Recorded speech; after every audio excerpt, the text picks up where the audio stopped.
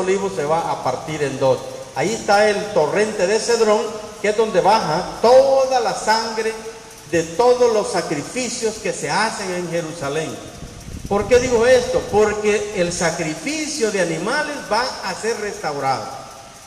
Va a volver otra vez en el periodo premilenial, va a volver el sacrificio de animales, como es de ovejas, de cabras y de todo eso. Usted puede imaginarse en un rastro cuántos animales mueren y cuánta sangre se derrama.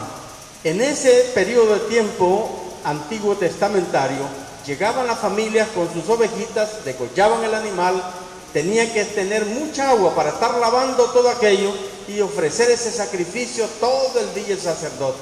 Ese periodo va a volver a restaurarse. ¿Por qué? Porque se va a construir el templo también en Jerusalén. Eso se va a lograr hacer en los primeros años, fíjese bien, antes de la venida segunda del Señor. El templo ya está construido, ya está prefabricado, está en diferentes partes del mundo. ¿Qué es lo que se necesita? Un permiso de parte de las Naciones Unidas para que Israel pueda reconstruir el templo. Pero no se puede reconstruir ahorita. ¿Por qué? Porque en el lugar donde el templo tiene que estar, ahorita se encuentra una mezquita de los musulmanes, que es la segunda más importante de la religión musulmana. La primera está en la Meca y la segunda está en Jerusalén. Se le conoce como la mezquita de la cúpula dorada, que está exactamente donde tiene que estar el templo. No puede ser construido en otro lugar, porque ese lugar es donde Abraham ofreció a Isaac en sacrificio al Señor en ese monte. Es bien complicado y nosotros decimos, ¿pero qué cuesta eso? No, es bien complicado, porque si Israel, a pesar de las guerras que ha ganado, fíjese bien, si él llegara a quitar esa mezquita, se desata la tercera guerra mundial. Todo el reino árabe unido se iría contra Israel y no lo puede parar ni las Naciones Unidas. Entonces, por esa razón, Israel tiene que actuar con pie de plomo y cada movimiento que hace tiene que ser con sumo cuidado. Número uno. Número dos, proféticamente tiene que cumplirse en los tiempos que Dios lo ha determinado. Acuérdense que su vida y mi vida está en las manos ¿de quién? De Dios. Por ejemplo, el lunes estuvimos en el entierro de nuestro hermano, del papá de nuestra hermana Marina. Y hermano, llegar a esa edad es un privilegio. Más de 90 años, hermanos, eso es un privilegio. Si la mayor parte de funerales son de puros jóvenes. Pero algo curioso pasó ese lunes, que los 4 que fueron enterrados ese día eran mayores de edad. 93, 90, 89. Hermano, qué bonito llegar a esos años. Ya ellos ya quieren irse. Mi papá, cuando llegó a los 94 años, él ya quería irse. Él ya no quería comer, apretaba los labios. Si algo le lograban poner, lo escupía y lo tiraba. Él no, una semana sin comer, aguantó el viejo. Pero digo, él, ya me voy y me voy. Y hermano, y hasta ahí llegó. Mi mamá, 96 años. Hermano, qué privilegio. Yo no quiero llegar a tantos años. Pero como Dios no cumple caprichos ni endereza jorobado, así es que yo no sé cómo me va a tocar.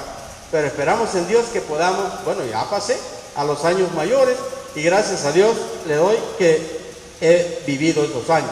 Todo está en las manos de Dios, su vida, mi vida y los eventos cósmicos. Los meteoritos van a caer cuando Dios lo ha determinado, no cuando los hombres digan. Usted ve noticias de la NASA, que viene un meteorito, que viene hacia la Tierra, que es tan grande como no sé qué planeta, que la Tierra va a colapsar con él y bueno, un montón de cosas. Pero eso no va a suceder hasta que Dios lo establezca. Acuérdense que todo está bajo el control de Dios. Verso 3 dice, lo arrojó al abismo, lo encerró y tapó la salida para que no engañase más a las naciones hasta que se cumplieran los 1000 años. Después habrá de ser soltado por algún tiempo. Recuerden que Satanás va a estar un periodo de 1000 años atado. Ya no va a haber, fíjense bien, ya no va a haber tentación, ya no va a haber un Satanás que lo va a tentar, pero van a haber seres humanos que se van a reproducir, fíjese bien, de la forma más natural como sucede hoy. ¿Por qué razón? Porque hay muchos que han entrado al milenio y no fueron en el rapto, se quedaron. Hubieron gente que sobrevivió a la tribulación, no se dejó marcar por la bestia, tendrán el privilegio, serán restaurada la tierra y todos los que habiten en él. Usted y yo vendremos en la segunda venida, ya no traemos cuerpos para reproducirnos carnalmente, vamos a ser sacerdotes del Dios Altísimo. ¿Está claro? Acuérdense que son dos clases de personas. Los que entran en el milenio con cuerpos no glorificados se van a reproducir sexualmente. Luego nosotros, los que venimos en la segunda venida, no tenemos sexo.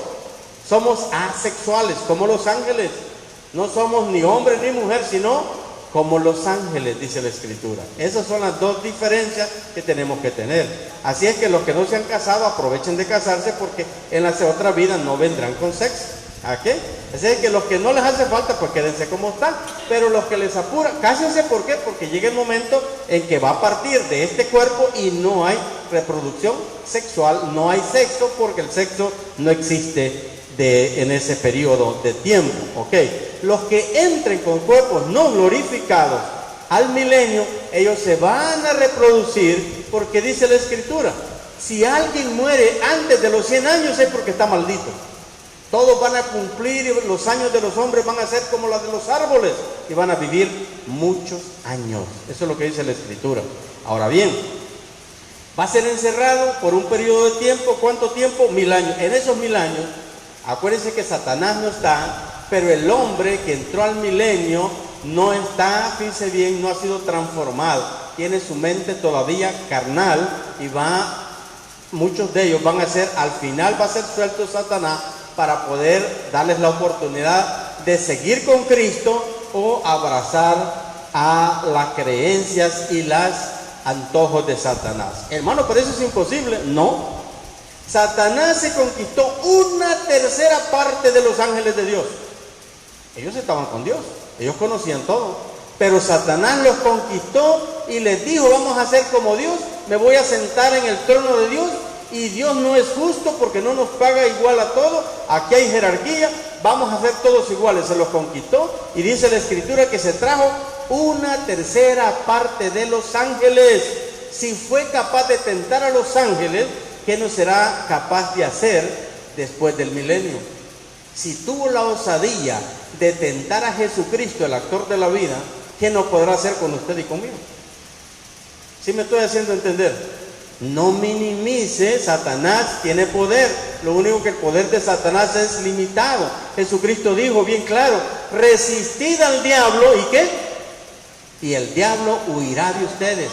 O sea, que no le echen la culpa al diablo cuando usted sale panzona y dice, al diablo, no, ese se llama Toño, el que la preñó. Y usted y su carne, ¿me estoy haciendo entender? Hermanos, no le echemos culpa al diablo, todos nosotros somos responsables de nuestras acciones. Satanás a veces ni cuenta se da y dice, este fue el diablo, y el diablo dice, esa panza no te la metí yo. Hermano, es así. Nosotros somos pecaminosos, no soy pecador porque peco, ya nací yo con pecado. Ah, bueno, hermano, es que como el diablo, todos le echamos la culpa al diablo y no toda culpa es del diablo. Cierto día, el diablo se le metió un caballo. El caballo se soltó, se metió a la milpa del vecino, hizo desastre y medio. El hombre dueño de la finca mató al caballo. El dueño del caballo fue a reclamarle al que le mató el caballo y se pelearon y mató al que mató al caballo. Vino la mujer del que mató al caballo y fue y mató a la otra mujer. Vinieron los hijos contra los y se hizo una matazón. Y le preguntan al diablo, ¿por qué hiciste eso? Yo no hice eso, yo solamente solté el caballo. Eso es lo que pasa entre nosotros. Satanás nos pone un problema y nosotros lo agarramos y lo multiplicamos. Somos peores que Satanás.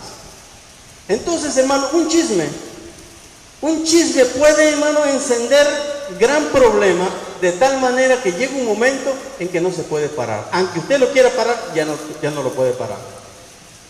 Entonces es importante que nosotros no solo digamos el diablo tiene la culpa. Ah, cuidado con el diablo. cuidado conmigo, el que tengo que tener temor es a mí mismo, porque yo no sé ni de qué soy capaz si me confío.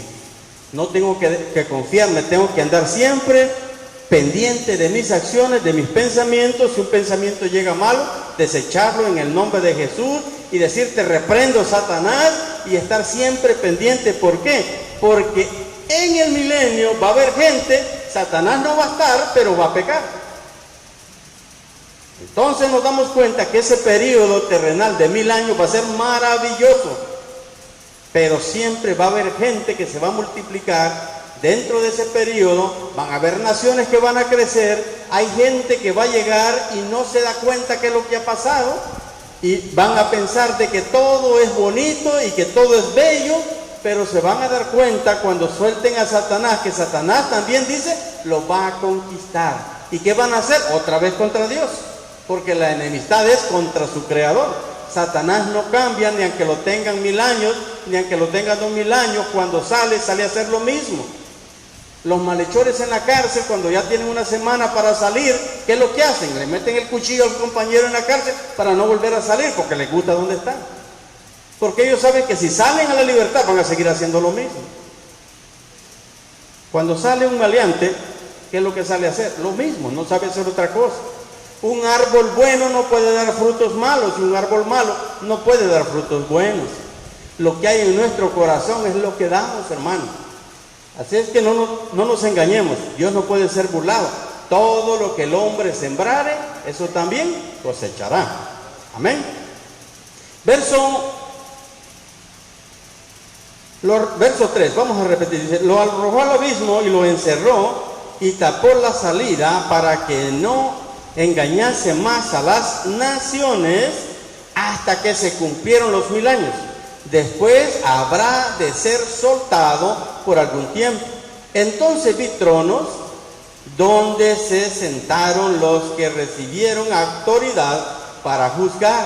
Vi también las almas de los que habían sido decapitados por causa del testimonio de Jesús y por la palabra de Dios, y no habían adorado a la bestia ni a su imagen, ni se habían dejado poner la marca en su frente, ni en la mano. Volvieron a vivir y reinaron con Cristo 1000 años. Vemos ahí que los que lleguen, fíjense bien, viene el rapto se lleva.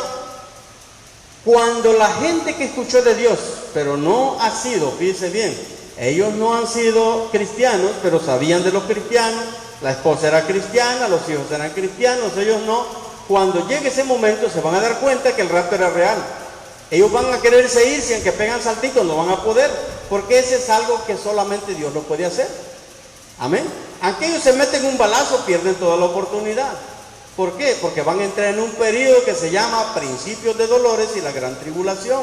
La iglesia se estará casando con Jesucristo en los cielos, porque las bodas en Jerusalén duran 7 días. Entonces esos 7 años en el cielo son 7 días, aquí en la tierra pasan 7 años, los primeros 3 años y medio, el anticristo pone un gobierno mundial en donde todas las naciones lo apoyan, todo lo que él hace es bueno, y manda a hacer una estatua, una imagen, y todos adoran a la imagen, y la imagen misma puede hacer milagros. Acuérdense que Satanás hace milagros falsos, no solamente Dios. ¿Para qué? Para confundirlos. De esa manera, el hombre que no se deje marcar por la bestia, dice que lo van a matar, lo van a vendar, lo ponen en la guillotina y lo dejan caer, lo decapitan. ¿Para qué? Para que los demás tengan miedo. Y el que no, fíjese bien, se deje marcar, esas almas van a resucitar y van a reinar con Cristo 1000 años. Desde el cristianismo, en los primeros años, los que murieron en Cristo, los que murieron sin ser marcados por la bestia, hermano, están esperando la justicia. Ahora bien, esas almas están esperando su periodo que Dios juzgue sus muertes. Esteban fue muerto a pedradas, Pedro fue crucificado, Pablo fue decapitado, y así sucesivamente todos murieron trágicamente, de tal manera que esta gente que murió a través de estos dos milenios van a resucitar en aquel día y van a reinar con Cristo. ¿Cuánto? 1000 años. Los que hemos sido transformados ya no tendremos cuerpos mortales, sino que van a ser cuerpos transformados. Ya no van a haber artritis, no va a haber migraña, ya no va a haber encefalitis, ya no va a haber colitis, ya no va a haber hemorroides, ya no va a haber nada. Vamos a ser saludables, gloria a Dios. ¿Cuántos dan gloria a Dios por ello? Hermano, qué lindo. El milenio va a ser un periodo de tiempo bello, porque el rey va a ser Jesucristo, y todos los que reinen con Jesucristo tienen que someterse a su palabra. Nadie puede salirse de su palabra, y el que no esté de acuerdo, él lo va a matar, dice, con la espada que sale de su boca. No va a haber una segunda oportunidad. Luego tenemos, dice, no habrá, dice, el que no haya adorado a la bestia va a vivir con Cristo y va a reinar 1000 años. Luego dice, esta es la primera resurrección, verso 5. Dice, los demás muertos no volvieron a vivir hasta que se cumplieron los 1000 años. Muy bien, hermanos de mi alma, en la primera resurrección, ¿quiénes resucitan? Los muertos en Cristo. Los que no fueron de Cristo ni cuenta se dan que ha pasado ya la resurrección de los muertos.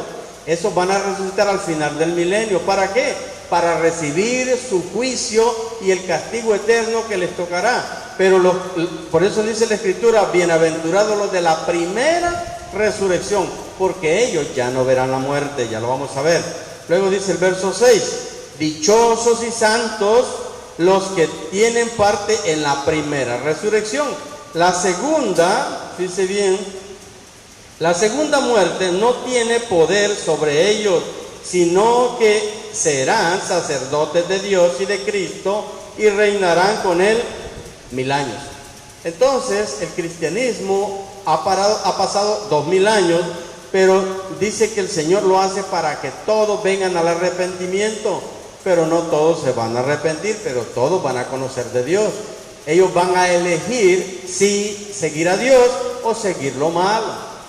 Entonces hay personas, usted tiene conocidos que usted les habla del Señor y le dice, mira, la verdad, en el último momento, si yo veo que ya me va a tocar, ahí voy a aceptar. ¿Qué le garantiza que eso va a ser así? Si muere en un accidente, no le queda chance. Cuando mira venir el camión encima, no le va a quedar chance. Señor, sálvame. No, porque vivió todo el tiempo y no quiso. Entonces es importante que veamos esto. Entonces los 1000 años es un periodo de tiempo que se va a terminar. La gracia empezó con la resurrección de Cristo, con la crucifixión del Señor, y la gracia termina ¿cuándo? La gracia termina con el rapto de la iglesia. El rapto de la iglesia es el final de la gracia. De ahí empieza el periodo de tribulación, principios de dolores, 3 años y medio, y la gran tribulación, 3 años y medio, 7 años, la semana 70 de Daniel. Por eso es que Apocalipsis tiene que leerlo juntamente con Daniel, capítulo 12. Entonces nos damos cuenta que esta situación va a ser así. Ahora bien, vamos a ver, avanzar allí en el versículo 7, juicio final de Satanás. Cuando se cumplieron los 1000 años, Satanás será liberado de la prisión y saldrá para engañar a las naciones que están en los 4 ángulos de la tierra, a Gog y a Magog, a fin de reunirlos para la batalla. Su número será como el de las arenas del mar. Marcharán a lo largo y a lo ancho de la tierra y rodearán el campamento del pueblo de Dios, la ciudad que él ama, pero caerá fuego del cielo y los consumirá por completo. El diablo que los había engañado será arrojado al lago de fuego, fíjese bien, y azufre, donde también habrán sido arrojados la bestia y el falso profeta. Allí serán atormentados día y noche por los siglos de los siglos. Ahí sí, allí la muerte ya es un periodo de tiempo indefinido. Ya no es cuestión de que van a estar, digamos, un periodo de tiempo de 1000 años. El primero fue el abismo, y el segundo es el lago de fuego. Ahí donde va a ser lanzada la muerte también. Entonces nos damos cuenta que el juicio final de Satanás, ¿por qué Dios espera tanto en todo esto? Porque Dios es justo. Satanás se rebeló, le ha dado tiempo para que pueda reivindicarse, pero él no quiere. Cada día las cosas las van haciendo peor. Mire, hermano, muchos de nosotros somos jueces más duros que los mismos jueces de la tierra. Porque cuando vemos un hombre que dos ancianos le dan hospedaje, le dan una cama donde dormir, y él en la noche se levanta, les roba y con un picayelo los mata a los dos ancianos, ¿qué decimos nosotros? Ese desgraciado que lo quemen con leña verde. Así decimos, muchos de nosotros. Pero el juez le da todavía la oportunidad de que él diga por qué lo hizo. Y él todavía dice cuando lo entrevistan, ¿qué sentiste cuando mataste a esos dos ancianos? El hombre tenía 87 y la mujer tenía 85. Ya no te estaban haciendo nada, le hubieras robado y te hubieras ido. No, dice él, cuando yo tomé el picayelo y los maté, yo sentí un placer sexual cuando lo hacía. ¿Qué es lo que está indicando? Que Satanás estaba poseído en él. Entonces lo juzgan a este hombre y dice pena de muerte. Todos protestan y dicen no, porque es un hispano, por eso lo van a matar. Lo van a matar porque merece la muerte lo que ha hecho. Muchos de nosotros queremos que lo maten inmediatamente, otros lo defienden, y así, hermanos, no nos ponemos de acuerdo. Pero el Señor es justo con sus juicios. Él no juzga por lo que ve, Él sabe lo que tiene que hacer. Entonces nos damos cuenta en este pasaje que Jesucristo va a juzgar al final a Satanás por todo lo que hizo desde el principio. Porque el principio no está en el Génesis, el principio está en el cielo, es allá donde se rebeló contra Dios. Y desde allí empezó la rebelión. Hay muchas películas que Hollywood nos tira que tienen grandes verdades ocultas. Sin embargo, nosotros no las queremos creer porque lo miramos muy fantasioso. Pero si usted ve la Biblia es más fantasiosa todavía, si usted lo quiere saber. ¿De dónde son tomadas esos pasajes para hacer las películas? De la Biblia. Véanlo bien y analícelo bien cómo lo hace. Ah, y hablan de los reptilianos. ¿Y una serpiente qué es? Es un reptil. Entonces, la descendencia de la serpiente, ¿qué son? Reptilianos. ¿Están equivocados? No, están en lo cierto. Entonces nos damos cuenta que eso es cierto. ¿Existen los reptilianos? Claro que sí. Jesucristo lo dijo. Ustedes son de vuestro padre el diablo, y el diablo es un reptil. La serpiente es un reptil. Se arrastra sobre su pecho. Y todos los descendientes de él. Es algo muy profundo, pero vamos a dar hasta ahí, para que no digan que el hermano Víctor está enseñando doctrina rara. Pero léalo. Lea los pasajes de la Escritura en el libro de Génesis y en los Evangelios. Jesucristo le dice. Y en la carta a los Gálatas dice, la simiente de la serpiente. Dice porque Caín era del maligno, no era de Dios, era del maligno, por eso mató a su hermano. Y así mucho, aquel que mata a su hermano no es de Dios. Porque la Biblia dice, no matarás. Y el mismo que dijo no matarás es el mismo que dijo no levantarás falsos testimonios. Aquel que con facilidad levanta un falso testimonio sin constar en lo que está diciendo, es un hijo del diablo. No lo digo yo, lo dice la Biblia. Los mandamientos, hermanos, son mandamientos todos de Dios.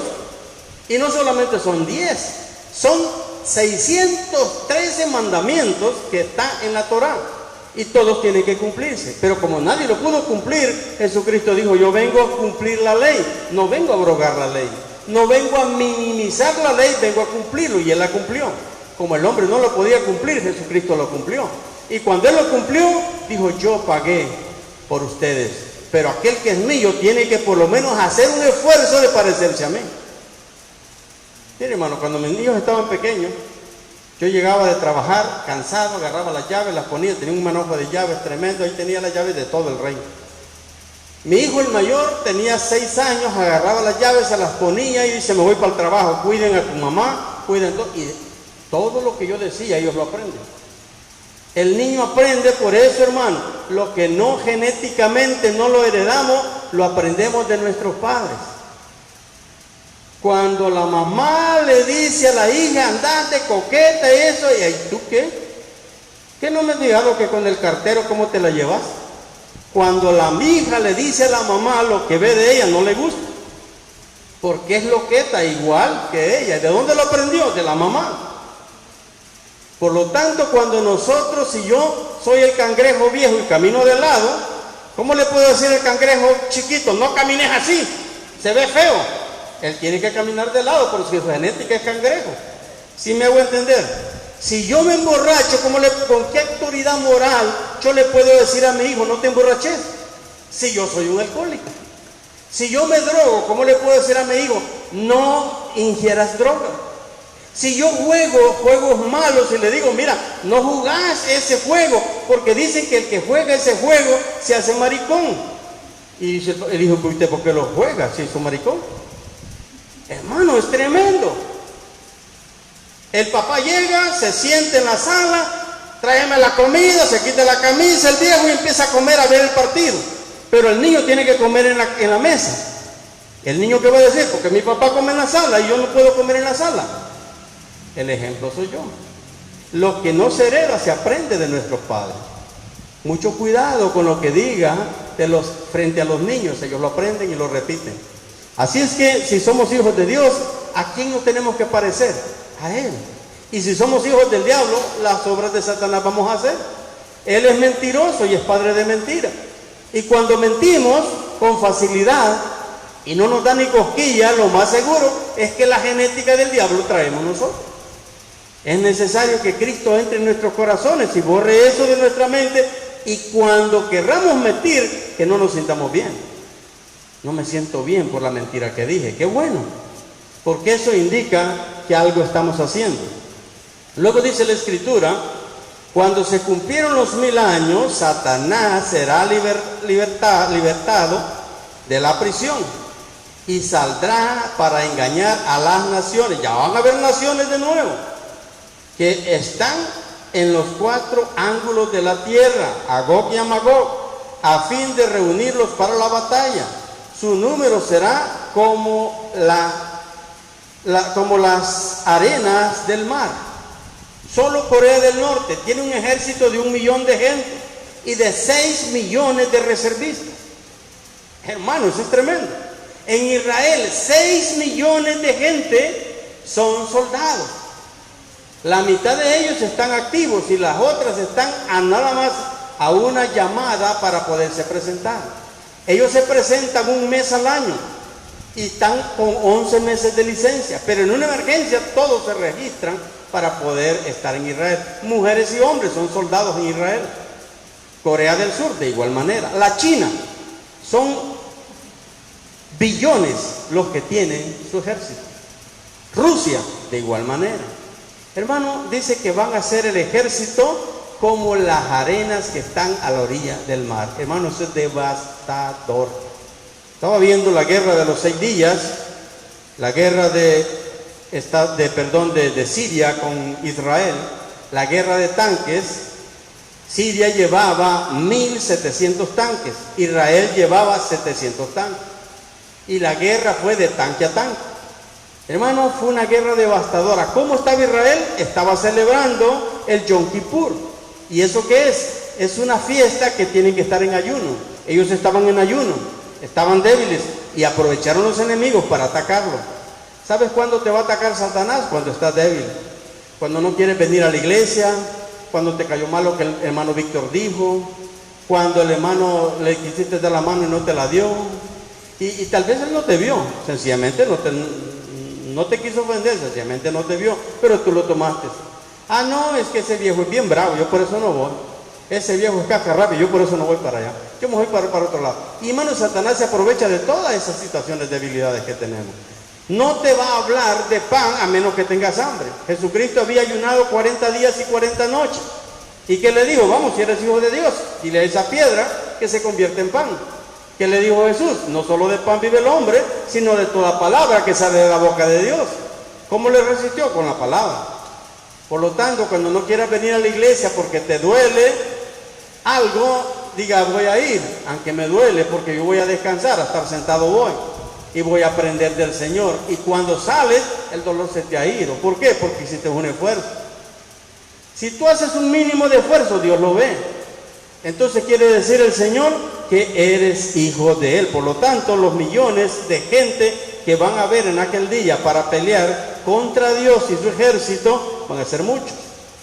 Luego dice, verso 9, marcharán a lo largo y a lo ancho de la tierra y rodearán el campamento del pueblo de Dios, la ciudad que él ama. Pero caerá fuego del cielo y los consumirá por completo.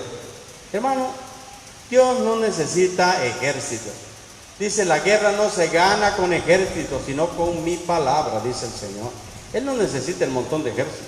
Él necesita nada más gente que le crea. Cuando Gedeón iba a la guerra, llevaba un montón.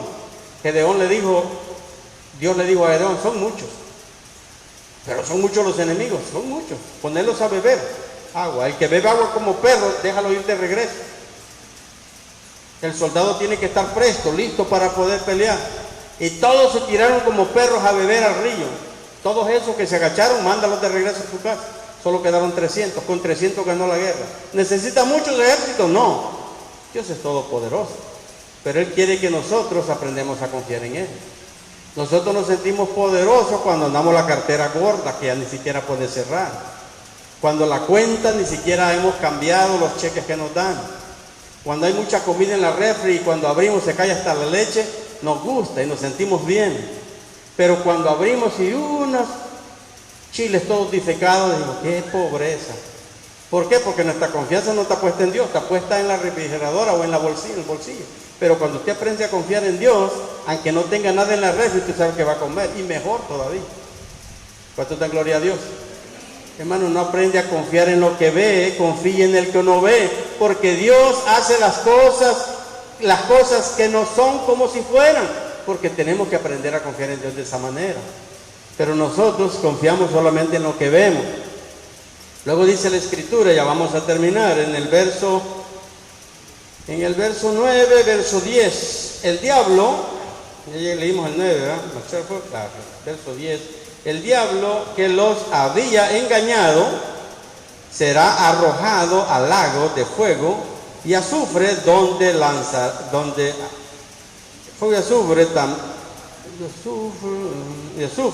donde también habrán sido arrojados la bestia y el falso profeta. Allí serán atormentados día y noche, dice, por los siglos de los siglos. Acuérdense que allí está Satanás, la bestia, el falso profeta. ¿Quiénes son estos personajes? El falso profeta es aquel religioso que le pone toda la humanidad a los pies de él.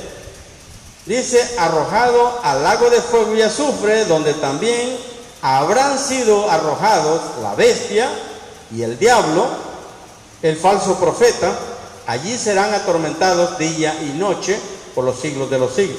Ya le hemos dicho que el anticristo, Satanás, así como Cristo es el engendro de Dios, es Dios mismo, el anticristo es un hombre con la genética de Satanás, que va a engañar a las naciones. Un hombre con un coeficiente de inteligencia, no va a ser ningún tarado, va a ser un hombre que va a poner paz mundial temporalmente.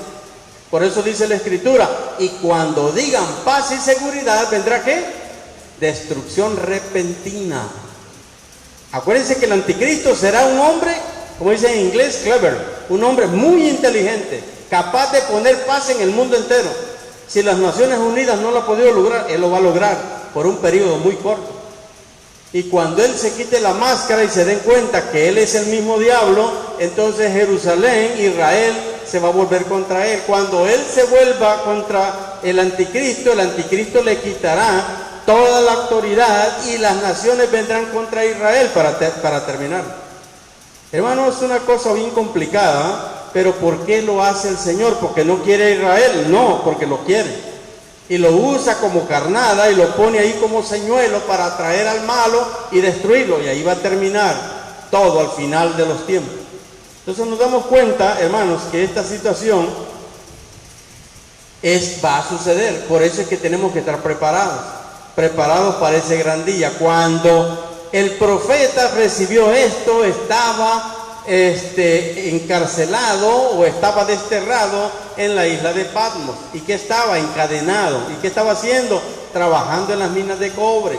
No crea que estaba ahí con un abanico soplándose. Estaba en medio del Mediterráneo trabajando como esclavo. ¿Por qué? Por causa del Evangelio. Y ahí Dios le reveló esto.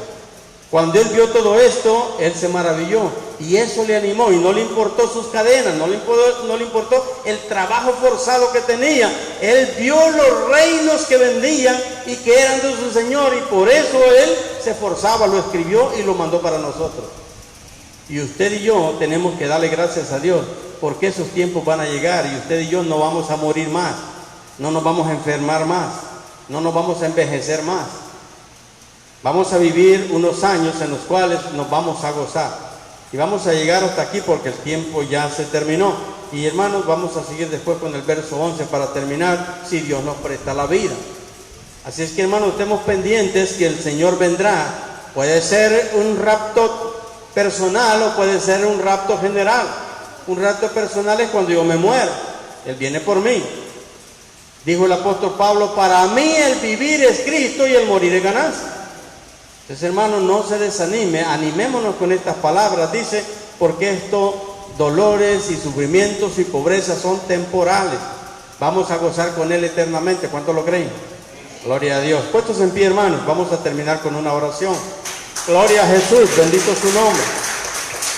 Gracias, Padre, te damos. Gracias por esta sabiduría que tú has escondido de los sabios y los entendidos y les has revelado a tus hijos, Señor. Te damos gracias, Padre, Dios del cielo. Gracias por Jesucristo, tu Hijo amado. Gracias por tu Santo y Divino Espíritu, Señor, que has hecho vivir en cada uno de nosotros. Te alabamos y te bendecimos. Llévanos con tu paz y con tu protección de regreso a casa. Te lo suplicamos, te lo rogamos, en el nombre de Cristo. Bendice a cada uno de mis hermanos aquí reunidos. Llévalos con tu bendición de regreso a casa. Reprende al devorador por amor de tu nombre y permite que podamos gozar de esa paz que sobrepasa a todo entendimiento, pues tú eres el príncipe de paz. En el nombre del Padre, del Hijo y del Espíritu Santo te lo pedimos todo y te damos las gracias. Amén. Que Dios me los bendiga, amados hermanos, y nos vemos el viernes con el favor de Dios.